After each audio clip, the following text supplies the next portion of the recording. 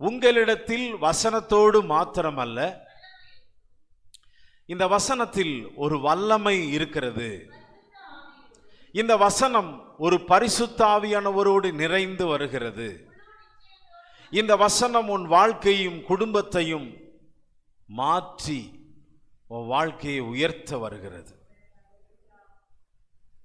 அப்ப இந்த வார்த்தை தேவ ஆவியானவரால நமக்கு அருளப்பட்டிருக்கிறது. அப்ப நீங்க படிக்கும்போது இந்த வசனத்தை எப்படி படிக்கணும்னா, இது பரிசுத்த ஆவியானவர் என்னோடு பேசுகிற வார்த்தை. இந்த பரிசுத்த ஆவியானவர் என்னோடு பேசுகிற வார்த்தை எனக்கு வாக்குத்தத்தமாய் கொடுக்கிற வார்த்தை, என்னை கண்டிக்கிற வார்த்தை, என்னை உணர்த்துகிற வார்த்தை, என்னை உயிர்ப்பிக்கிற வார்த்தை, எனக்கு என் எதிர்காலத்தை குறித்து தீர்க்க தரிசனம் சொல்லுகிற வார்த்தை. என்னுடைய எதிர்காலத்தை குறித்து தீர்க்க தரிசனம் சொல்லுகிற வார்த்தை, என் வாழ்க்கையை மாற்றி அமைக்கிற வார்த்தை. இதெல்லாம் அதான் உங்களுக்கு சொன்னேன், எங்களுடைய சுவிசேஷம். சொல்லுங்க, எங்கள் சுவிசேஷம் உங்களிடத்தில் இந்த வசனத்தோடு மாத்திரம் அல்ல. கவனிங்க, இந்த பவர்ஃபுல்லா வருது, ஒரு பயங்கரமா ஸ்பீடா பவர்ஃபுல்லா தேவ மகிமையோடு உங்களிடத்திலே நீங்க கேட்கும்போது இந்த வசனம் தேவ பிரசன்னத்தோடு வருகிறது, வல்லமையோடு வருகிறது. பரிசுத்த ஆவியோடும் வருகிறது. இந்த வசனம் வசனமாகவே வந்து திரும்பி போகாம ஒரு முழு நிச்சயத்தை உன் வாழ்க்கையில ஏற்படுத்தி விட்டு செல்லும். எத்தனை பேர் இந்த வசனங்களை விசுவாசிக்கிறீங்க? அதான் 16வது வசனத்தை 2 தீமோத்தேயு 3ஆம் அதிகாரம் 16-17 வேத வாக்கியங்கள் எல்லாம் தேவ ஆவியானவரால் ஆவியினால் அருளப்பட்டிருக்கிறது. தேவனுடைய மனுஷன் தேறினவனாகவும் செய்ய இந்த சபைக்குள்ள தகுதி என்ன தெரியுமா? இந்த சபைக்குள்ள தகுதி என்ன தெரியுமா? நீங்க எல்லாம் தேறினவர்களா இருக்கணும். இந்த சபைக்குள்ள தகுதி உன்கிட்ட ஆவிக்குரிய வாழ்க்கையில, வசனத்துல, தேவ பிரசன்னத்துல, தேவனுடைய திட்டத்துல, தேவனுடைய நோக்கத்துல, தேவனுக்காக அழைக்கப்பட்டவங்களுடைய மாதிரி எல்லாம் தேறினதா இருக்கணும். அதான் சபையில நாம் எல்லாருமே அமைதிக்காக வரல, நம்முடைய வாழ்க்கை தேறினதா இருக்கணும். கிறிஸ்துவுக்கு முன்னாடி தேறினதா இருக்கணும். 17வது வசனம், அவைகள், கவனிங்க, இந்த வார்த்தை எதற்கு ஆவியானவர் தருகிறார்? அவைகள், கவனிங்க, சபையில உபதேசத்திற்கும், இந்த சபையில உங்களுக்கு இந்த வசனத்தை வச்சுதான் கடிந்து கொள்ளுத முடியும். உங்க சபைகளை, உங்க வாழ்க்கையை சீர்திருத்த முடியும். அடுத்து உங்களுக்கு நீதியை கற்றுக் கொடுக்க முடியும். இது உங்க வாழ்க்கையை பிரயோஜனப்படுத்தும். இதெல்லாம் மாற்றம் நம்ம வாழ்க்கையில இந்த தேவனுடைய வார்த்தை. இதை வச்சுதான் உங்களை சரி பண்ண முடியும். என்னுடைய மேன் பவர்ல, இது காட் பவர். ஹல்லேலூயா. தேவன் தந்த பரிசுத்த ஆவியானுடைய வார்த்தை தான் நம்மளை சீர்திருத்த முடியும், உங்களை பலப்படுத்த முடியும், உங்களை சரிபடுத்த முடியும். ஒரு சபையில தேவனுடைய வார்த்தையை வச்சுதான் சரி செய்யணும். ஒரு சபையில தேவனுடைய வார்த்தையை வச்சுதான் அலங்கத்தை கட்ட முடியும். உங்க ஜீவியம் எல்லாம் வசனத்தினால் தான் கட்டப்பட்டு கொண்டு வர முடியும். இந்த உலகத்தினால நீங்கள் எந்த ஒரு ஞானமும், கல்வியும், விவேகமும், அறிவும், புத்தியும், ஞானமும் எதையுமே எவ்வளவுதான் இருந்தாலும் ஒரு சபையினுடைய வளர்ச்சிக்கு, உங்கள் ஆவிக்குரிய வாழ்க்கைக்கு உலக ஞானமும் உலக கல்விகளும் உலகத்தோடு இருக்கிறது எதுவுமே இங்க செட் ஆகாது.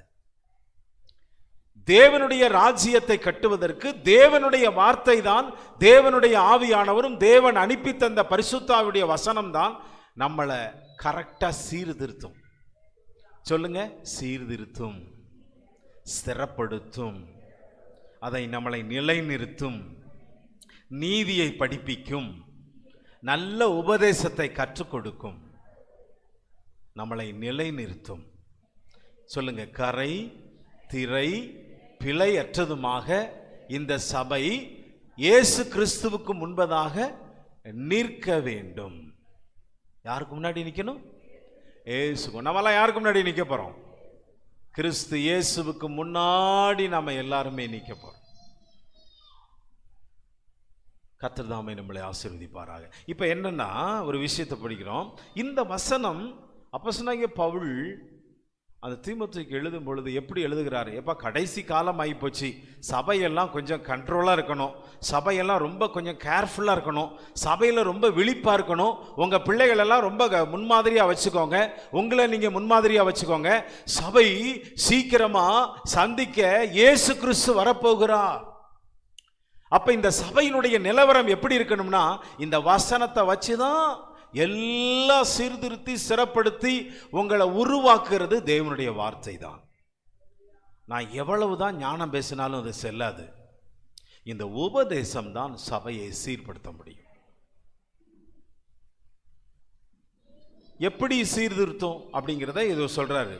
3ஆம் அதிகாரம் 1வது வசனத்திலே 2வது வசனம், எப்படி எனில், அதை ஆன் பண்ணி விடுங்கப்பா மைக்கு. மனுஷர்கள் தற்பிரியராயும், கவனிங்க எல்லாரும் கவனிங்க, ஃபர்ஸ்ட் என்னது சொல்லுங்க பாப்போம். தற்பிரியராயும்.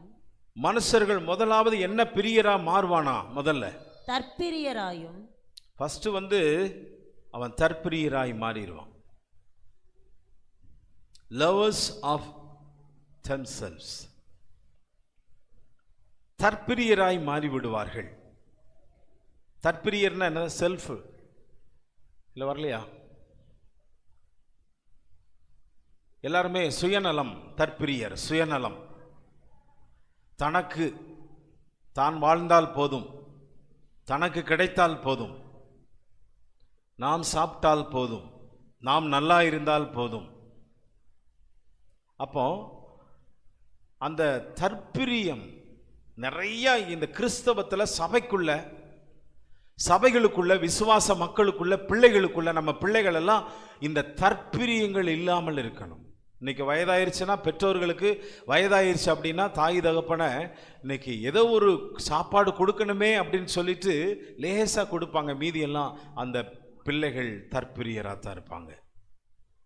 இந்த தற்பிரியர் அப்படின்னு சொல்லும் பொழுது தனக்கு அப்படின்னு மாத்திரம் வச்சுக்கிடுவாங்க. வேதம் சொல்லுகிறது தனக்கு அல்ல, தற்பிரியராக இருக்கக்கூடாது. கடைசி நாட்களில் எப்படி மாறிடுமா சபை? சொல்லுங்க, எப்படி மாறிடுவாங்களாம்? ஆமாம், செல்ஃப், அதாவது தன்னுடைய நம்ம வாழ்ந்தா போதும், நம்ம பிழைச்சா போதும், நம்ம நல்லா இருந்தா போதும் அப்படின்னு போயிடுவாங்க. தனக்காகவே வாழ்வது. அப்போ தற்பிரியர். அடுத்து பணப்பிரியரா போயிடுவாங்களாம். ஒருத்தன் பணத்தின் மேல ஆசை வச்சு பிரியமா போயிட்டா அப்படின்னா தேவனை பிரியப்படுத்தவே முடியாது. தேவனுடைய கட்டளைகள் எல்லாம் மறந்துடுவான். தேவன் சொன்ன உபதேசத்தையும் தேவனுக்கு கீழ்ப்படுகிறதையும் தேவன் சொன்னதை யாவற்றையும் செய்யக்கூடாம எதுல பிரியமா போயிடுவாங்களாம். கொஞ்சம் கவனிங்க, அந்த அவனை கொஞ்சம் கவனிச்சு வைங்க.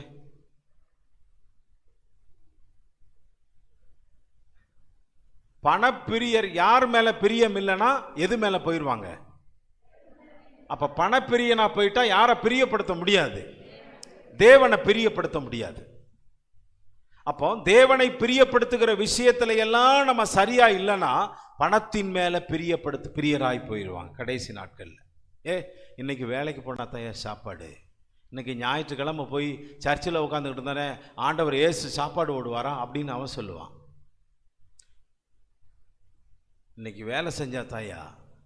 அப்படி இருந்தும் பாருங்க, நிறைய இடங்கள்ல பணத்தின் மேல பிரிய வைத்து இன்னைக்கு நிறைய தேவ சமூகத்தை இழக்கிறார்கள், கூட்டத்தை இழக்கிறார்கள், ஜபத்தை இழக்கிறார்கள், நல்ல ஒரு ஆவிக்குரிய நிலையில் உள்ள அந்த அபிஷேகத்தை இழக்கிறார்கள், நிறைய காரியங்களை இழந்து போறாங்க. காரணம் என்னன்னா, தேவனுக்கு கொடுக்கப்பட வேண்டிய கனத்தை எல்லாம் விட்டுட்டா பணத்தின் மேல உள்ள ஆசை மேல வந்துருச்சுனாலே தேவனுக்கு உண்டான எல்லாவற்றையும் இழந்துட்டு அவன் பணத்தின் மேல நோக்கம் கொண்டு போகிறான். இந்த சபை கடைசி நாட்கள் எப்படி போயிடும்? ஞாயிற்றுக்கிழமை தான் எக்ஸாம் வைப்பாங்க, கவர்மெண்ட் எக்ஸாம், உடனே போயிடுவாங்க. ஞாயிற்றுக்கிழமை தான் எல்லாம் வைப்பாங்க. பைபிள் சொல்லுது, நீ மனிதனை பிரியப்படுத்தவனாய் இருந்தால் நீ தேவனுக்கு பிரியமா இருக்க முடியாது.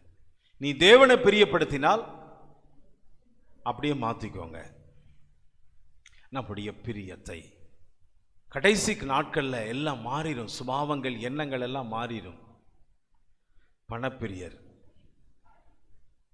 அடுத்து வீம்புக்காரர், அகந்தையுள்ளவர்கள். இந்த வீம்புக்காரர் பாத்தீங்கன்னா வீம்புக்குனே பேசுவாங்க, வீம்பு பண்ணிக்கிட்டே இருப்பாங்க. ஏமா அதை விடு, விட மாட்டேன். ஐயா அதை விடுங்க, விட மாட்டேன். இன்னைக்கு நிறைய சொத்து காரியங்கள்ல, இன்னைக்கு வீட்டு காரியங்கள்ல, குடும்ப காரியங்கள்ல, உறவு காரியங்கள்ல, சில விஷயத்துல எல்லாருமே பார்த்தீங்கன்னா வீம்பு பண்ணிக்கொண்டே இருப்பாங்க. இதை பைபிள் சொல்லும் பொழுது என்னன்னா, நல்லா கவனிங்க. நான் ஏற்கனவே உங்களுக்கு ஃபஸ்ட்டு நான் உங்களுக்கு சொன்னேன், இதெல்லாம் சரி பண்ணுறது இந்த வீம்புக்காரன், நீ வீம்பு செய்யாத, வீம்பு பண்ணாத அப்படிங்கிறத, இந்த வார்த்தை இல்லை என்னென்ன இருக்குன்னு மட்டும் சொல்லுங்க பார்ப்போம். நான் உங்களுக்கு முன்னாடி சொன்ன 1 தெசலோனிக்கேயர் 1:5 சொன்னேன். என்னாச்சு? எங்கள் சுவிசேஷம் உங்களிடத்தில் வசனத்தோட மாத்திரமல்ல, இது வசனமாக நான் உங்களுக்கு சொல்லல, வல்லமையோடும், கவனிங்க, வல்லமையோடும், பரிசுத்த ஆவியோடும், பரிசுத்த ஆவியானவரோடும், முழு நிச்சயத்தோடும் வந்தது. வாழ்க்கையை மாற்றி அமைக்கக்கூடிய, சீர்திருத்தக்கூடிய வார்த்தையா இது வருகிறது. அப்போ இந்த வசனத்துல என்ன இருக்கு சொல்லுங்க பார்ப்போம். கர்த்தருடைய ஆவியானவர், அவருடைய வல்லமை, நம்முடைய வாழ்க்கையை மாற்றி அமைக்கிற அந்த கிருபை. வீம்பு பண்ணாதீங்க. என்ன பண்ணக்கூடாது? சபையில, குடும்பத்தில் என்ன பண்ணக்கூடாது? வாலிபர்கள் என்ன செய்யக்கூடாது? வீம்பு பண்ணாதீங்க. அடுத்து அகந்தை. பயங்கரமான ப்ரௌடா இருப்பாங்க, பார்த்துருக்கீங்களா? அகந்தை, அகந்தையா இருப்பாங்க. வருதா அதுல கூடல? அகந்தை, அகந்தைன்னா என்ன சொல்லுங்க பார்ப்போம்.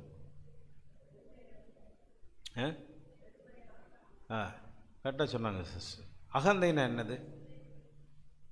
இப்போ நான் அவர் உட்கார்ந்துருக்கிறாருன்னா அவருக்கு முன்னாடி நான் தான் பெரிய ஆளு, அவர் அப்படி தட்டி வச்சுட்டு நான் தான். இது என்னது சொல்லுங்க பார்ப்போம்? அகந்தை. நீ எல்லாம் என்னம்மா, நீங்கெல்லாம் என்னையா, நான் தான். இந்த அகந்தை சபைக்குள்ளேயோ, ஒரு குடும்பத்துக்குள்ளேயோ, நம்ம பிள்ளைகளுக்குள்ளேயோ, தேவனால ஏற்படுத்தப்பட்ட இந்த தேவ ராஜ்யத்தின் சபைக்குள்ள இருக்கவே கூடாது. பெருமை, அகந்தையா மேட்டிமையா நிற்கிறது. சில குடும்பங்களில் போய் நிற்பாங்கன்னா, தாய் மாமா சீர் கொண்டு வருவார், அபிஷேகம் பெற்று ஞானசானம் பெற்று நல்ல சபையில் நல்ல சத்தியத்தை கேட்டிருக்கிற மனுஷன் அங்கே வாழைப்பழத்தை தூக்கிட்டு, வாழைத்தரை தூக்கிட்டு அவன் தெருவுலவே நின்றுக்கிட்டு இருப்பான். அவன் கேட்டால் தாய் மாமனா. நீ கர்த்தர் சமூகத்தில் ஒரு நல்ல ஒரு பியூரிஃபையான கிறிஸ்டியானிட்டி, ஒரு தெளிவான கிறிஸ்தவத்துக்குள்ள நம்ம வாழ்வது தான் பரிசுத்த ஆவியனுடைய அந்த ஆளுகையின் பிரசன்னத்தின் வசனம். ஹல்லேலூயா. சத்தமா சொல்லுவோம் ஹல்லேலூயா. அப்போ இந்த வார்த்தை என்ன சொல்லுதுன்னா, அடுத்த வசனம் வீம்புக்காரர், அடுத்து அகந்தை வாசம், தூசிக்கிறவர்கள், பிளாஸ்பேமர்ஸ், தூசிக்கிறவர்கள். சில உங்களுக்கு கிடைக்க வேண்டிய சொத்துல ஏதோ ஒன்று கிடைக்காம போச்சு, நீங்க என்ன செய்வீங்க சொல்லுவீங்க பார்ப்போம். உங்க அப்பா அம்மா உங்களுக்கு எழுதி வைக்கிற சொத்தை உங்க தம்பிக்கோ, உங்க அண்ணனுக்கோ, சகோதரிக்கோ சேர்த்து எழுதி வச்சிட்டார்.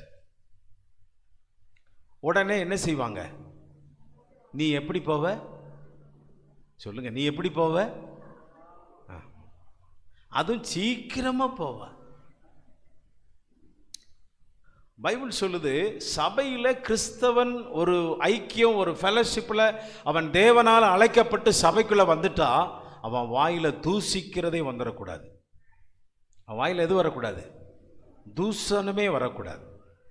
சரி போ, கர்த்தர் பார்த்துக்கொள்வார் அப்படின்னா கவனிங்க, நீ தூசிக்காம கர்த்தர் பார்த்துக்கொள்வார் அப்படின்னா கண்டிப்பா அந்த தேவன் பார்த்துக்கொள்வார். அதுல நமக்கு கிடைக்க வேண்டியது கண்டிப்பா கிடைக்கும். சத்தமா சொல்லுங்க. அப்ப என்ன செய்யக்கூடாது சொல்லுங்க? தூசிக்க கூடாது. அடுத்து முக்கியமான ஒரு பகுதி, தாய் தகப்பன்மாருக்கு கீழ்ப்படியாதவர்கள், disobedient to parents. இன்னைக்கு எத்தனை பிள்ளைங்க, என் பிள்ளை ஸ்திரமா உறுதியா கரெக்டா பெர்ஃபெக்டா எல்லாத்துலயும் இருக்கு அப்படின்னு சொல்றவங்க மட்டும் ஒரு கை ஊத்துங்களேன் பார்ப்போம். யாருமே தூக்க முடியாது. ஏன்னா இந்த சபையில எல்லாமே அப்படித்தான்.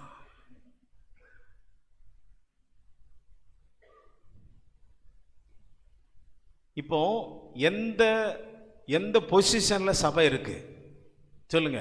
ஆவியானுடைய கண்ட்ரோல்ல இல்லை, தேவனுடைய வல்லமையுள்ள வார்த்தையில இல்லை, தேவனுடைய உபதேச சட்டத்தில் இல்லை, தேவனுடைய அதிகாரமுள்ள வார்த்தையில இல்லை.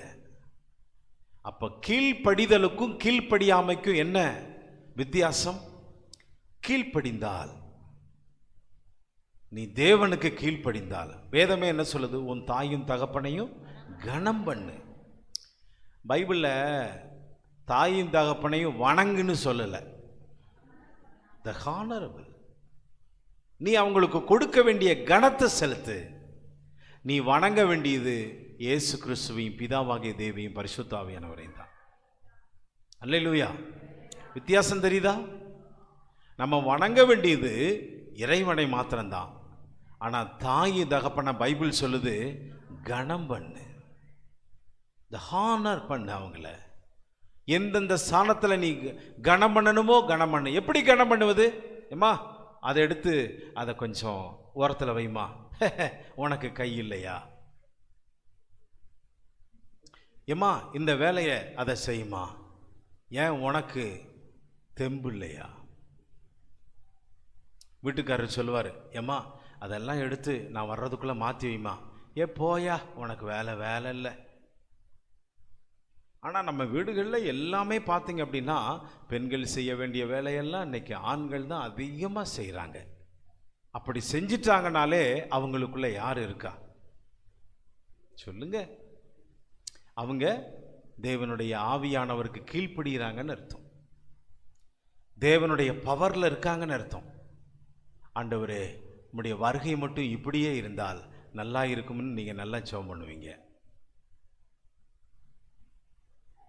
ஆனால் நம்ம நல்லா கவனிங்க, கடைசி காலங்களில் நம்ம வாழ்க்கையில் ரொம்ப இம்பார்ட்டன்ஸ், இதெல்லாம் ரொம்ப கேர்ஃபுல்லாக நம்ம சபைகளில் இருக்கணும். பெற்றோர்களுக்கு என்ன பண்ண மாட்டேங்காங்க? பிள்ளைங்கள் கீழ்ப்படிய மாட்டேங்காங்க. சபைக்குள்ளே இருக்கா இல்லையா? சபைக்குள்ளே இருக்கா? ஏம்மா அந்த வசனத்தை எடுப்பி சாமுவேல் அண்ணனும் ஸ்டெல்லாக்காவும் சொல்கிறாங்கல்ல, அதை அனுப்புமா அப்படின்னா பார்த்தான என்ன வேலை நடக்குன்னே தெரியல. நிறைய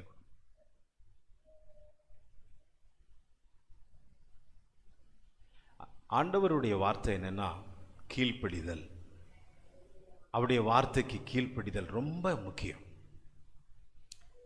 இந்த வசனம், அடுத்த வசனம் சொல்லுது நன்றி அறியாதவர்கள்.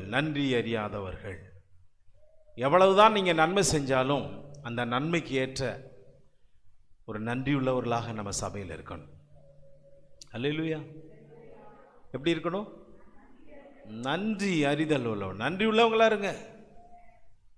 ஒரு நன்மை செஞ்சா செய்யுங்க. இப்போ சபையில் நீங்கள் எல்லாம் வாரீங்க, தசம பாகங்கள் காணிக்கைகள் சபையில் உண்மையாக இருக்கீங்க, சில வேலைகள் செய்கிறீங்க, சில கர்த்தருக்கு பயந்து வசனத்தின்படியெல்லாம் சொல்கிறதெல்லாம் நீங்கள் செய்கிறீங்க, சரிதான். நானும் உங்களை அதிகமாக கனம் பண்ணணும். அல்லேலூயா. நானும் நன்றி உள்ளவனாக இருக்கணும், நீங்களும் சபைக்கு ஊழியக்காரங்களுக்கு நன்றி உள்ளவர்களாக இருக்கணும்.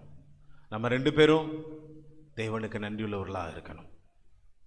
இன்னும் யார் வாயிலையுமே பிரைஸ் தி லார்ட் கிடையாதா? ஆமென். புதுசாக உங்களை கொண்டு போய் புதுசாக உங்களை இந்த கிறிஸ்டியானிட்டிக்குள்ளே, கிறிஸ்தவத்துக்குள்ளே கொண்டு வந்த மாதிரி இருக்கு. இப்போ நமக்குள்ளே ஒரு மாற்றங்கள் வந்து கொண்டே இருக்க வேண்டும். வாசிக்கிறோம் பரிசுத்தம் இல்லாதவர்கள், அன்ஹோலி. சபைக்குள்ள கடைசி நாட்களில் என்ன இல்லாமல் போயிடும் சொல்லுங்க? என்ன இல்லாம போயிடும்? பரிசுத்தம் இல்லாமல் போயிடும். எப்படி பரிசுத்தம் இல்லாமல் போயிருன்றீங்க? நீ லேட்டா வந்தாலே உனக்குள்ள என்ன இல்லை? நீ காலையில வேதத்தை வாசிக்கலனாலே, நீ 5 மணிக்கு காலையில பிரேயருக்கு எந்திக்கலனாலே, சொல்லுங்க, நீ பைபிளை யார்கிட்டயோ கொடுத்துட்டு நீ முன்னாடி வந்துட்டனாலே ஹோலி, அதாவது பரிசுத்தம் உன்கிட்ட இல்லை. கர்த்தருக்கு பயப்படுகிற பயம் இல்லை. உன்கிட்ட பரிசுத்தம் இருந்துச்சுன்னா உன்கிட்ட எல்லா பெர்ஃபெக்டும் இருக்கும். கடைசியில் என்ன இல்லாமல் போயிருமா? கடைசி நாட்களில் எது இல்லாமல் போயிடும்? பரிசுத்தம் இல்லைன்னா ஒன்றும் இல்லை. தேவனை தரிசிக்க முடியாது, பார்க்க முடியாது, அவரோடு பேச முடியாது. சுபாவத்தில் அன்பு இல்லாதவர்கள். அடுத்து என்னது? இணங்காதவர்கள். சுபாவத்தில் அன்பு இல்லாதவர்கள், வித்தவுட் நேச்சுரல் அஃபெக்ஷன். சுபாவத்தில் எவ்வளவுதான் அன்பை பற்றி சொல்லுங்க வீட்டில். ஏமா சண்டையை விடுமா பிரதர், போதும் விடுங்க, சரி அதை சமாதானமாக போங்க. இது எப்படிரா? 1 இல்லை 2 பார்த்துட்டு தான் விடுவேன். இதெல்லாம் இருந்துச்சுனாலே நீ சபையில் நாட்டப்பட்ட உன்கிட்ட அஸ்திவாரமே இல்லைன்னு அர்த்தம். நீ கிறிஸ்துவத்துக்குள்ளேயும் ஆவியானவருக்குள்ளேயும் இல்லைன்னு அர்த்தம். இந்த ஸ்டாண்டர்டான ஒரு பெண்டிகாஸ்ட் லைன்ல இல்லை. என்ன வாஸ்தவம்? பரிசுத்தம் இல்லாமல், சுபாவ அன்பு இல்லாதவர்கள். அடுத்து என்னது?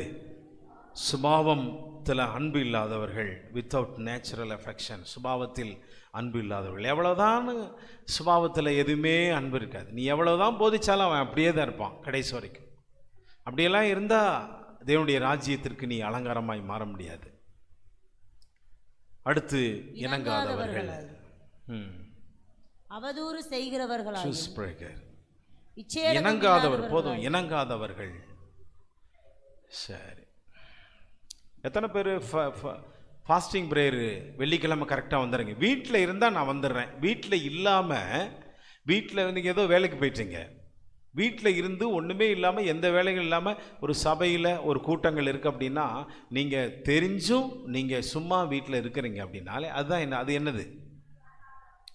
சொல்ல மாட்டீங்களே எதுவும்? உங்களை எவ்வளவுதான் இணைக்க வந்தாலும் நீங்கள் உங்களை என்ன செய்ய முடியல? கர்த்தரோட இணைக்கணும்னு வீட்டுக்காரர் பார்க்குறாரு, உங்களை ஆண்டவரோட இணைக்கணும்னு ஊழியக்காரர் பார்க்குறாரு. சில பேரை தேவனோட இணைக்கிறதுக்கு முடியலை, நீங்கள் வரமாட்டேங்க. இணங்காதவர்கள். பழைய ஏற்பாட்டில் பார்த்தீங்கன்னா, ஒரு மாடு, ஏர் மாடு இருக்குன்னா அந்த ஏர் மாடை உருவாக்குவதற்கு பழக்குவாங்க. பழக்கி என்ன செய்வாங்க சொல்லுங்க பார்ப்போம்? அந்த நுகத்தை, அந்த 2 இருக்குல்ல ஏர் மாடை, அந்த நுகத்தை மேலே வச்சு, அதை அந்த கலப்பையை வச்சு, அதை கொண்டு போய் வயல் நிலத்தில் வச்சு அதை பழக்குவாங்க. அது பழகிருச்சுன்னா தன்னை போல டெய்லி தூக்கி வச்சுட்டா தன்னை போல எங்கே போகணுமோ போயிடும். சில பேர் இந்த நுகத்துக்கு இணைய மாட்டாக்காங்க, இணைப்பே கிடையாது. நியூ காவனன்ட், ஆண்டுடைய வார்த்தைக்கு இன்னைக்கு செவி சாய்ப்பதில்லை. இணங்காதவர்கள். அடுத்து அவதூறு செய்கிறவர்கள், ஃபால்ஸ் அக்யூசர்ஸ். அவதூறு செய்கிறவர்கள். அவதூறுனா என்ன சொல்லுங்க அப்போ? இவங்களை பற்றி அவங்ககிட்ட சொல்கிறது, அந்த குடும்பத்தை பற்றி இங்கே சொல்கிறது, யாரையாவது சொல்லி எதையாவது ஒன்று நேரப்போக்க போய்கிட்டு இருக்கிறது. அவதூறு என்ன செய்யக்கூடாது சொல்லுங்க? அவதூறு இதெல்லாம் என்னது? சபைக்குள்ளே இருக்கிற கலைகள். இதெல்லாம் சபைக்குள்ளே செய்யக்கூடாத காரியங்கள். சபைக்குள்ளே உங்கள் வாழ்க்கையிலே வளர விடக்கூடாத ஒரு காரியங்கள். இதெல்லாம் இருக்கக்கூடாது. அடுத்து இச்சையடக்கம் இல்லாதவர்கள். எதில் இச்சையடக்கம்? மாமிசத்தில், ஆசையில்.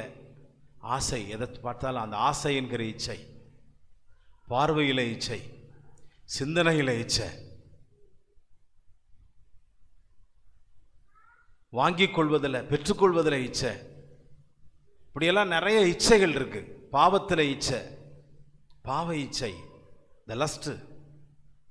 இப்படியெல்லாம் நிறைய விஷயங்களில் அடுத்தவன் பொருள் மேலே இச்சை, அடுத்தவன் வீட்டு மேலே இச்சை, அடுத்த பொருட்கள் மேலே இச்சை, இப்படியெல்லாம் நிறைய சொல்லலாம். இந்த இச்சைகள் சபைகளுக்குள்ளே இருக்கக்கூடாது. அடுத்து கொடுமை உள்ளவர்களாயும். கொடுமை எங்க அதிகமாக கொடுமை நடக்கும்ன்றீங்க? ரட்சிக்கப்படாத வீடுகளில் கொடுமை அதிகமாக சொல்லுங்க. மாமியாரும் மருமகளும், மாமியார் இந்த மருமகளை என்ன செய்கிறா? அது அந்த காலம். இந்த காலம் யாரை கொடுமை செய்கிறது? மருமக மாமியாரை கொடுமை செய்கிறது. அதுதான் இப்போ லைவ்ல நடக்கு. அதனால இப்போ எல்லாமே கிறிஸ்தவ சபையில் என்ன ஜெபம் தெரியுமா? ஆண்டவரே, மாமியார் இல்லாத மாப்பிள்ளையை கொடுங்கப்பா, மாமியார் இல்லாத மாப்பிள்ளை. அதே போல மாமனார் இல்லாத மாப்பிள்ளை. ஏன்னா போனால் கேட்பார்ல, எப்போ வேணாலும் சாப்பிடலாம், எப்போ வேணாலும் இருக்கலாம். சில பிள்ளைகளை கல்யாணம் முடிச்சு கொடுத்துருவாங்க. முடிச்சு கொடுத்துட்டு இதே சுபாவத்தை அங்கே போய் காமிக்கும் மாப்பிள்ளைகிட்ட. இப்போ இருக்கிற மாப்பிள்ளைகள்லாம் அன்றைக்கி ஆபிரகாமெல்லாம் எப்படி சொன்னாங்க? இந்த அம்மா ஆண்டவனேன்றாங்க. இன்னைக்கு எப்படி சொல்கிறாங்கன்னு உங்களுக்கு தெரியும்.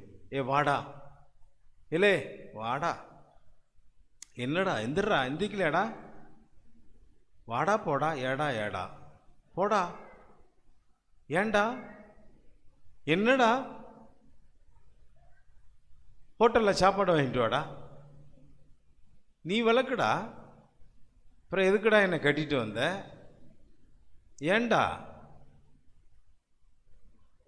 எல்லாமே மாற்றம் ஆயிடுச்சு. ஆனால் பைபிள் என்ன சொல்லுதுன்னா, இந்த உலகத்தை சார்ந்திருக்கிற இந்த சுபாவங்கள்லாம் சபைகளுக்குள்ள இருக்கக்கூடாது. அல்லையா? சொல்லுங்க பார்ப்போம். திருமணமாகாத பிள்ளைங்களுக்கெல்லாம் நீங்கள் எப்படி பார்க்கணும்னா, நான் தான் உங்களுக்கு சொல்லி கொடுத்தோம்ல, எப்படி சொல்லுங்க? ஆண்டவரே, மாமனார் மாமியார் செத்த பிறகு நல்ல மாப்பிள்ளைகளாக எங்களுக்கு கொடுங்க. என் பிள்ளை போய் அடக்க ஒடுக்கமாக படுத்திருக்கும், மாப்பிள்ளை நல்லா வாங்கி கொடுப்பான். எப்படிங்கப்பா? ஒரு மாப்பிள்ளை தான், ஒரே மாப்பிள்ளை தான். ஆமாம். சில மாப்பிள்ளைகளை வீட்டில் ட்ரைனிங் கொடுத்துருப்பாங்க அவங்க அம்மா. உன் மனைவி இங்கே வந்தால் இப்படி தான் இருக்கணும் அப்படின்னு ட்ரைனிங் கொடுத்துருப்பாங்க. சீக்கிட்டிங்கன்னா தொலைச்சிட்டாங்கன்னு வச்சுக்கோங்க அவங்கள. ஆனால் ஜெபிக்கிற பிள்ளைக்கு எல்லாம் நன்மையாக அமையும். அல்லேலூயா. கிறிஸ்தவ பிள்ளைகளுக்கு அடையாளமே எதுன்னு நினச்சிங்க? பழைய நாட்களில் எல்லாம் பொண்ணு பார்க்க போகும்போது எதை பார்ப்பாங்கன்னு நினச்சிங்க? நேராக கூட்டு போய் பாஸ்டர்மா வீட்டில் கூட்டு போய் அழகு இதெல்லாம் பார்க்க மாட்டாங்க. முழங்கால தூக்கும்பாங்க. முழங்கால தூக்குன உடனே இந்த காலில் என்ன இருக்கும்? அது பாத்திரம் தேய்ச்சி காயப்பட்டது அது வேற இருக்கும். சில முழங்கால் போட்டு உட்கார்ந்தது அது இல்லை. நீ முழங்கால் போட்டு ஜெபிச்சையினாலே சில அடையாளங்கள் உன் சரீரத்தில் காணப்படும். அல்லேலூயா. சொல்லுங்க பார்ப்போம். ஆமாம். இப்போ எல்லாமே பெண்கள் எப்படித்தான் பார்க்கணும்? பெண் பார்க்கணும் கொஞ்சம் பாஸ்டர், கொஞ்சம் லேசாக சிகப்பாக இருக்கும். சிகப்புனாலே குஷ்டரோகமும் சிகப்பு தான். சத்தம் ஒரு அல்லேலூயா சொல்லுங்க. குஷ்டரோகி சிகப்பாக தான் இருக்கும். ஆமாம். இப்போ நிறைய பேருக்கு இப்போ பொண்ணு பார்க்க போகும்போது அந்த பிள்ளை ரொம்ப சிகப்பாக இருந்திருக்கு. என்னையா இவர் வெள்ளைக்கார பிள்ளை மாதிரி இருக்கு அப்படின்னு. அவனுக்கு விஷயம் தெரியல. இப்படி பார்த்துட்டீங்களே பாஸ்டர். இப்போ நிறைய பேர் பார்த்துருக்கீங்களா? அந்த தோல் கொஞ்சம் அங்கங்கே அந்த இதாகி ஃபுல்லாக என்ன செஞ்சிடும்? ஆமாம், வெண்குஷ்டம். அவன் பார்வைக்கு எப்படி இருக்கு? அவன் பார்வைக்கு சுத்த வெள்ளை. பார்த்து வச்சுக்கோங்க. அதாவது பைபிளை பொறுத்தளவுக்கு ஆண்டோடைய வார்த்தை சாந்தமும் அமைதலும் நீதியும் நேர்மையுமாக இருக்கும். நம்மளை கண்டித்து உணர்த்தி சீர்திருத்தி நம்மளை அப்படியே பலப்படுத்தி நம்மளை அப்படியே உருவாக்குகிறதான் தேவனுடைய வார்த்தை. துரோகிகள், கொடுமை உள்ளவர்கள், அடுத்து நல்லோரை பகைக்கிறவர்கள். கொடுமை உள்ளவர்கள், அடுத்து நல்லோரை பகைக்கிறவர்கள். எவ்வளவுதான் நன்மை செஞ்சாலும் பகைப்பாங்க. அடுத்து துரோகிகள். துரோகிகள்னா யார் சொல்லுங்க பார்ப்போம்? ஆபத்து காலத்தில் துரோகியை நம்புவதை பார்க்கிலும் மொழி புரண்ட காலுக்கு, ஆமாம், இப்படிப்பட்ட ஆளுகளுக்கு சமம். துரோகியை நம்பாதீங்க, கர்த்தரை நம்புங்க. அப்போ துரோகிகள் சபைக்குள்ள துரோகிகளாக இருக்கக்கூடாது. நம்ம சொல்லுங்க, நம்மெல்லாம் யாரா இருக்கக்கூடாது? சத்தமாக தான் சொல்லுங்களேன். துரோகியா இருக்கக்கூடாது. திருவிருந்தில் கால் கழுவும் பொழுது ஒரு துரோகியா நம்ம மாறினா என்ன வித்தியாசம் தெரியும் சொல்லுங்க பார்ப்போம். நீங்கள் திருவிருந்தில் கால் கழுவுறீங்க, ஒவ்வொருத்தங்களையும் கால் கழுவுறீங்க. கால் கழுவும் போது நீங்கள் துரோகி அப்படிங்கிறது எதுக்கு அடையாளம் சொல்லுங்க? கொஞ்சம் அப்படியே வெளியில் தூக்கிட்டு போங்கப்பா, கொஞ்சம் அமைதியில் இருக்கட்டும், கொஞ்சம் வெளியில் வச்சுக்கோங்க. சரி, அப்போ கவனிங்க, துரோகிகளாக நம்ம இருக்கக்கூடாது. அடுத்து வாசிக்கிறோம், துணிகரம் உள்ளவர்கள். துணிகரமாக சில காரியத்தை செய்வாங்க. துணிகரம்னா என்ன? செய்யக்கூடாது செய்வாங்க. திருவிருந்தெல்லாம் பரிசுத்தமாக எடுக்கணும். அட பரவாயில்லப்பா, சபைகளுக்கெல்லாம் பரிசுத்தமாக இருக்கணும், வாழணும், வரணும். ஆனால் துணிகரமாக சில விஷயங்கள்லாம் பரவாயில்ல, விடுங்க. துணிகரம் என்பது பயங்கரமானது. இது தேவனுடைய சித்தத்தை மீறுவது, தேவனுடைய செயல்பாட்டை மீறுவது, தேவ சித்தத்தை புறக்கணிப்பது, தேவனுக்கு உண்டான அந்த பயபக்திக்குரியதெல்லாம் மாற்றிடும். துணிகரம் மோசமானது. தாவீது அப்படித்தானே? 51ஆம் சங்கீதத்தில், என்னுடைய துணிகரமான பாவத்திற்கு என்னை மன்னியும், என்னை நீங்களாக்கும், என்னை மன்னியும். துணிகரம் என்பது தேவனை முன்னாடி நிற்கிறத மறைச்சிட்டு தேவனை தள்ளிட்டு நம்ம செய்கிறதா என்னது? வேதத்தை ஒதுக்கிட்டு நம்ம காரியத்துக்காக நிறைவேற்றுவதா என்னது? துணிகரம். அடுத்து இருமாப்புள்ளவர்கள். இருமாப்புன்னா என்னது? எல்லாம் சொல்லுவாங்களா, எடி மப்பு பிடிச்சி அலையிறியா நீ, சண்டையில் சொல்லுவாங்கள்ல. அம்மா சொல்லுவாங்க, ஏலே உனக்கு இருக்கிற மப்போட எனக்கு மப்பு இருக்கு அதிகமாக. இது பயங்கரமான இந்த மாமிசத்தில் பேசக்கூடியது இருமாப்பு. இருமாப்புங்கிறது பயங்கரமானது. இந்த இருமாப்பு பயங்கரமான ஒரு சுபாவத்திலுடையது. ஏன்னா பைபிளில் நம்ம எல்லாம் படிச்சுக்கிறோம், பரிசுத்த ஆவியானோடால எழுதப்பட்ட இந்த பரிசுத்த வேத வாக்கியத்தினுடைய எல்லா அபிஷேக ஆவியானுடைய இந்த மகிமையின் சத்தியம் நம்மளை சீர்திருத்தணும்னா இதெல்லாம் நம்ம சரி அப்படின்னு சொல்லணும். சரி சரி சரி சரி பாஸ்டர், சரி ஆண்டவரே, நீங்கள் எனக்கு சொல்கிறீங்க, நீங்கள் எனக்கு சொல்லிக் கொடுங்க, என் வாழ்க்கையில் இருக்க இருமாப்பை நான் மாற்றிக்கிறேன். எத்தனை பேர் சொல்ல முடியும் உங்களால்? இப்போ வாஸ்தவதெல்லாம் என்னால் நான் அதை என் வாழ்க்கையிலேருந்து சரி பண்ணிக்கிறேன்னு சொல்கிறவங்க மட்டும் ஒரு அல்லேலூயா சொல்லுங்கள் பார்ப்போம். இல்லை கொஞ்ச நாள் எனக்கு கொஞ்சம் விட்டு கொடுங்க, அதை நான் செய்ய வேண்டியது செஞ்சுட்டு அதுக்கப்புறம் நான் சரியாயிக்கிறேன் அப்படின்னு சொல்கிறவங்க ஒரு அல்லேலூயா சொல்லுங்கள் பார்ப்போம். ஆமாம், இப்போ விவரமாகவே இருக்கீங்க எல்லாருமே. ரைட்டு. அடுத்து என்ன சொல்லுங்க பார்ப்போம்? சுகபோக பிரியர். சுகபோக பிரியர்னா என்னது? சுகபோக பிரியர் லக்ஸரியாக வாழணும், எவ்வளோ வேணாலும் செலவு பண்ணுறது, எவ்வளோ வேணாலும் ஆமாம் சாப்பிட்றது. சொல்லுங்கள். அடுத்து தேவைக்கு அதிகமாக பயன்படுத்துவது. சுகபோகமாக வாழ்கிறவன். ஆமாம், யாரெல்லாம் சொன்னீங்களோ அப்படியே தான் இருக்கீங்க. நிறைய பேருக்கு சுகபோகம் நிறையா இருக்கும். சில பேர்கிட்ட ட்ரெஸ்ஸு கொஞ்சம் தான் இருக்கும், சில பேர் ட்ரெஸ்ஸு அதிகமாக இருக்கும். இது தப்பா? அதெல்லாம் சொல்ல முடியாது. அதாவது தேவைக்கு மிஞ்சி அதிகமானவற்றைகளை நாம் செயல்படுத்தக்கூடாது. நமக்கு தேவையானது கண்டிப்பாக, நமக்கு தேவை மிக்க அதிகமான பூர்த்திகளாக அல்ல, நமக்கு சரிவான அன்றன்று அன்றாட தேவையானது. அப்போ சுகபோகம் என்பது தன்னுடைய வாழ்க்கையில் எல்லாவற்றையும் அனுபவித்து அதை ஆக்கணும் அப்படிங்கிறது.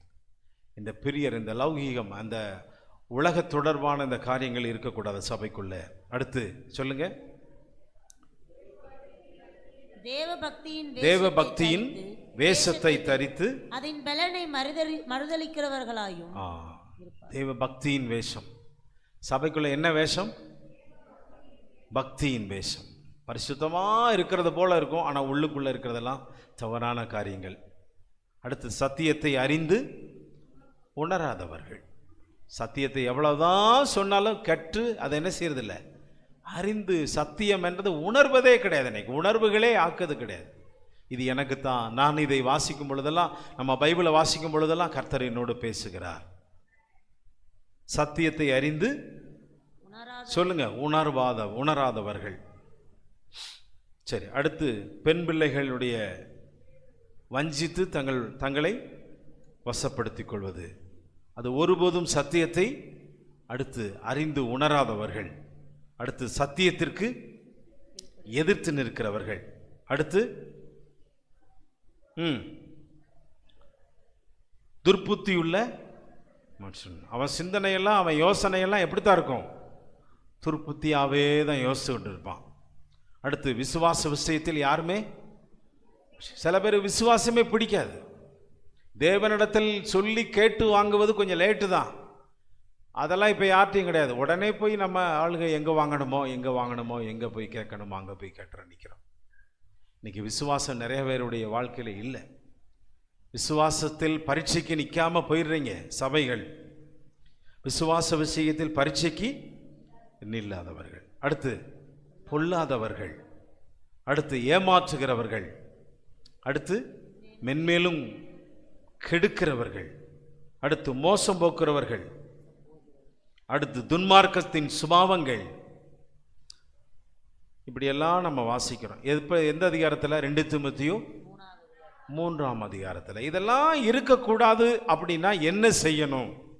இதுக்கெல்லாம் நம்ம என்ன வார்த்தைகளை ஆண்டவர் தர்றாரு? 2வது வசனம், 1வது வசனம் படிங்க. 3:1. மேலும் கடைசி நாட்களில் கொடிய காலங்கள் வரும் என்று அறிவாயாக. கொடிய காலங்கள் வரும் என்று அறிவாயாக. இப்போ இந்த கொடிய காலங்களுக்கான சுபாவம் எல்லாம் நமக்குள்ள இருக்கிற இந்த சுபாவம் தான். இதெல்லாம் இருந்தாலே இது என்ன காலம் சொல்லுங்கம்மா? இதெல்லாம் என்ன காலம்? இந்த சுபாவம் உள்ள இந்த கொடிய காலத்துக்குள்ள இந்த சுபாவங்கள்லாம் நமக்குள்ள இருக்கக்கூடாது. கொஞ்சம் இருக்கிற இடத்துலையே அமர்ந்து கொஞ்சம் யோசித்து பாருங்க. யோசித்து பார்த்து உங்கள் மார்பிள் இப்படி கை வச்சு அப்படியே ஒன்று ஒன்றா சொல்லி ஜெபம் பண்ணுங்க. ஜெபம் பண்ணுவோம். ஒன்று ஒன்றா சொல்லுவோமா? ஆண்டவரே, என் வாழ்க்கையில் நான் சுயநலமாக வாழக்கூடாது. நான் சொல்ல ஆமேன் ஆமேன் சொல்லிக்கிட்டே இருக்கேன். ஆண்டவரே, என் வாழ்க்கையில் தற்பிரியனாய் நான் வாழக்கூடாதுப்பா. நான் பணப்பிரியனாய் இருக்கக்கூடாது ஆண்டவரே. நான் வீம்புக்காரனாய் வாழ்ந்துடக்கூடாதுப்பா. நான் அகந்தை உள்ளவர்களாயும் போயிடக்கூடாது ஆண்டவரே. நான் தூசிக்கிறவளாய் போயிடக்கூடாதுப்பா. நான் எங்கள் அப்பா அம்மாவுக்கு கீழ்ப்படியாமல் போயிடக்கூடாது ஆண்டவரே. நன்றி அறிதல் இல்லாதவனாய் நான் போகக்கூடாதாப்பா. பரிசுத்தம் இல்லாமல் என் வாழ்க்கையில் வாழக்கூடாது ஆண்டவரே. என் சுபாவத்தில் அன்பில்லாமல் நான் போயிடக்கூடாதுப்பா ஆண்டவரே. நான் எந்த ஒரு நல்ல காரியத்துக்கு இணங்காதவனா நான் போயிடக்கூடாதுப்பா ஆண்டவரே. அவதூறு செய்கிறவருடைய கூட்டத்தில் நான் நிற்கக்கூடாது ஆண்டவரே. நான் ரொம்ப இச்சையடக்கம் உள்ளவனாய் நான் இருக்கணும் ஆண்டவரே. கொடுமையுள்ளவர்களைப் போல நான் மாறிடக்கூடாது ஆண்டவரே. நல்லோரை கூட பயக்கிறவனாய் என் வாழ்க்கையில் அந்த நாட்கள் வந்துடக்கூடாது ஆண்டவரே. துரோகியாக நான் மாறிடக்கூடாது ஆண்டவரே. என் வாழ்க்கையில் துணிகரை வந்துடக்கூடாது ஆண்டவரே. என் வாழ்க்கையில் இருமாப்பு என் வாழ்க்கையில் வந்துடக்கூடாது. சுகபோகமாக நான் இந்த உலகத்தில் வாழ்ந்துடக்கூடாதுப்பா. தேவ பக்தியின் வேஷம் என்கிட்ட இல்லாமல் தேவ பக்தி மாத்திரம் என்கிட்ட இருக்கட்டும் ஆண்டவரே. தேவ பக்தியின் பலனை நான் மறுதளிக்க கூடாதப்பா. சத்தியத்தை அறிந்து நான் உணராமல் போயிடக்கூடாதுப்பா. பெண்களை வஞ்சித்து தங்கள் வசப்படுத்தி கொள்ளுகிறவருடைய கூட்டமும் அந்த சுபாவம் என் சபைக்குள்ளும் என் குடும்பத்துக்குள்ளும் இருக்கக்கூடாது ஆண்டவரே. ஒருபோதும் சத்தியத்தை அறிந்து உணராமல் நான் போயிடக்கூடாது ஆண்டவரே. சத்தியத்திற்கு எதிர்த்து நிற்கிறவர்களாய் நான் மாறிடக்கூடாது ஆண்டவரே. துர்ப்புத்தியான மனுஷனாய் நான் இருக்கக்கூடாது ஆண்டவரே. விசுவாச விஷயத்தில் நான் பரீட்சைக்கு நில்கிறவனாக இருக்கணும் ஆண்டவரே. பொல்லாத மனுஷனோடு எனக்கு பங்கு இருக்கக்கூடாது ஆண்டவரே. நான் யாரையும் ஏமாற்றக்கூடாது ஆண்டவரே.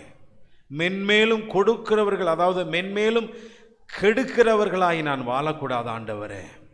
நான் மோசம் போக்குறவர்களோடு போயிடக்கூடாதப்பா. நான் துன்மார்க்கனுடைய சுபாவம் என் வாழ்க்கையில் வந்துடக்கூடாது ஆண்டவரே. சொல்லுங்க, இவைகள் எல்லாவற்றிலும் என்னை காத்துக்கொள்ளுங்க.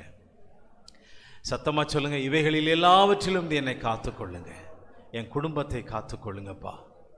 என் சபையை காத்துக்கொள்ளுங்க. என் ஊழியக்காரனை காத்துக்கொள்ளுங்க. நாங்கள் உண்மையுள்ள சபையாக இருக்கணும். நான் உண்மையுள்ள குடும்பமாக வாழணும்.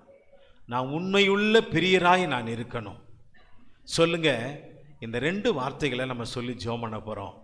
16வது வசனத்தையும் 17வது வசனத்தையும் நீங்கள் சொல்லி நம்ம வாசித்து ஜெபம் பண்ணுவோம். 16வது வசனத்தை வாசிங்க. வேத வாக்கியம் நான் சொல்ல சொல்லுங்க. வேத வாக்கியங்கள் எல்லாம் தேவ ஆவியினால் அருளப்பட்டிருக்கிறது. தேவனுடைய மனுஷன் தேறினவனாகவும் எந்த நற்கிரியையும் செய்ய தகுதி உள்ளவனாகவும் இருக்கும்படியாக என்னை மாற்றுங்க, என்னை மாற்றுங்க. அவைகள் உபதேசத்திற்கும் கடிந்து கொள்ளுதலுக்கும் சீர்திருத்தலுக்கும் நீதியை படிப்பிக்குதலுக்கும் பிரயோஜனமுள்ளதாய் இந்த வார்த்தையின்படி உம்முடைய வருகை மட்டும் என் குடும்பத்தையும் என் சபையையும் காத்துக்கொள்ளுங்கப்பா. அல்லேலூயா. சத்தமா சொல்லுங்க, அல்லேலூயா. சத்தமா சொல்லுவோம், அல்லேலூயா. ஆமென். இதெல்லாம் ஒன்று கவனிங்க. 5வது வசனம் படிங்க. தேவ பக்தியின் வேஷத்தை தரித்து அதன் பலனை மறுதலிக்கிறவர்களாயும் இருப்பார்கள். சொல்லுங்க, இப்படிப்பட்டவர்களை விட்டு நீ விலகு. சொல்லுங்க எல்லாரும், இப்படிப்பட்டவர்களை விட்டு. எல்லாம் சத்தமா சொல்லுங்க, இப்படிப்பட்டவர்களை விட்டு விலகு. சத்தமா சொல்லுங்க, இப்படிப்பட்டவர்களை விட்டு. நம்ம வாசித்தோம்ல, இது எல்லா சுபாவமும் இதுல ஒண்ணு கூட நம்ம வாழ்க்கையில் இருக்கக்கூடாது. சொல்லுங்க, ஒண்ணு கூட. அதை ஒன்றை மட்டும் நான் வச்சுக்கிறேன் அப்படின்னு சொல்றவங்க ஒரு ஆள் இல்லையா? சொல்லுங்க பாப்போம். இதில் ஒன்று கூட வேண்டாம் அப்படின்னு சொல்றவங்க ஒரு ஆள் இல்லையா? சொல்லுங்க பாப்போம். சொல்லுங்க, இவைகளெல்லாம் விட்டு நீ என்ன செய்ய? சொல்லுங்க, விலகி விட்டு. விட்டு சொல்லுங்கம்மா. விலகி, நீ விலகி விட்டு விலகு. கண்டிப்பா நீ விட்டு விலகு. விலகு விலகு, கண்டிப்பா விலகணும். அப்போ அதில் முக்கியமான ஒரு காரியத்தை மட்டும் சொல்றேன். நீ விட்டு விலகு அப்படின்னா இது யார்? இது எப்படிப்பட்டவர்கள்? 5வது வசனம், தேவ பக்தியின் வேஷத்தை தரித்து அதன் பலனை மறுதலிக்கிறவர்களாயும் இருப்பார்கள். இப்படிப்பட்டவர்களை நீ விட்டு விலகு. சரி. 6வது வசனம், பாவங்களால் நிறைந்து பற்பல இச்சைகளால் இழுப்புண்டு எப்போதும் கற்றாலும் ஒருபோதும் சத்தியத்தை அறிந்து உணராதவர்களாய் இருக்கிற.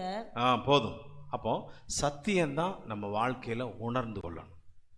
சத்தியம், தேவனுடைய வார்த்தை உணர்ந்துட்டோம்னா நம்ம சரியாயிரும். இப்ப சொல்லுங்க பாப்போம். அல்லேலூயா. ஆமா. அப்ப இப்படியெல்லாம் நம்ம இருந்தோம்னா தேவனுடைய வருகையில நம்ம எல்லாம் ஒரு நல்ல ஒரு தெளிவான சபையாக, ஒரு நல்ல ஒரு ஸ்ட்ராங்கான சபையாக, விசுவாச பிள்ளைகளாக நம்ம எல்லாரும் இருக்கலாம். ஆமென். சத்தமா சொல்லுங்க, அல்லேலூயா. சரி, அப்படியே முழங்கால் படிடுங்க. நம்ம எல்லாரும் ஜெபம் பண்ணுவோம்.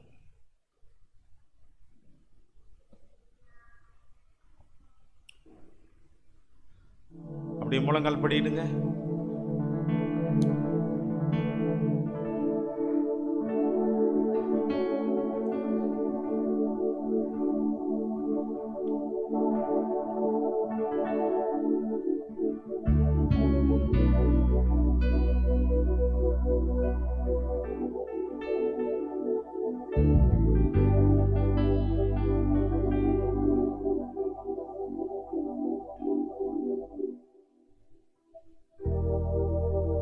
அக்கினியில் நடந்து வந்தோம். கைதட்டி நல்ல உற்சாகமாக நம்ம பாடி தேவனுடைய அபிஷேகத்தில் நம்ம நிறைஞ்சி ஒரு தேவ பிரசன்னத்தோடு, ஆண்டவரே இன்றைக்கு நீங்கள் என்னோடு பேசுனீங்கன்னு சொல்கிறவங்க மட்டும் ஒரு அல்லேலூயா சொல்லுங்கள் பார்ப்போம். இது எல்லாம் சொல்லுங்கள். நம்மளை சரி பண்ணுறதை எங்கே சரி பண்ண முடியும்? கிறிஸ்தவர்களை எங்கே வச்சு சரி பண்ண முடியும்? சபையில் தான். எதை வச்சு சரி பண்ணுவாங்க? தேவனுடைய வார்த்தையை வச்சு. அந்த தேவனுடைய வார்த்தையில் என்னென்ன இருக்குது? பிதாவினுடைய வல்லமை, பரிசுத்தாவினுடைய அபிஷேகம், அந்த வார்த்தையில் நம்முடைய வாழ்க்கையினுடைய நிச்சயமே இருக்கு. அல்லேலூயா, ஆமென். இதை வைத்து தேவன் நம்மளை சரி பண்ணுகிறார், நம்மளை ஆசீர்வதிக்கிறார். எல்லாம் கைதட்டி உற்சாகமாக நாம் இந்த பாடலை பாடி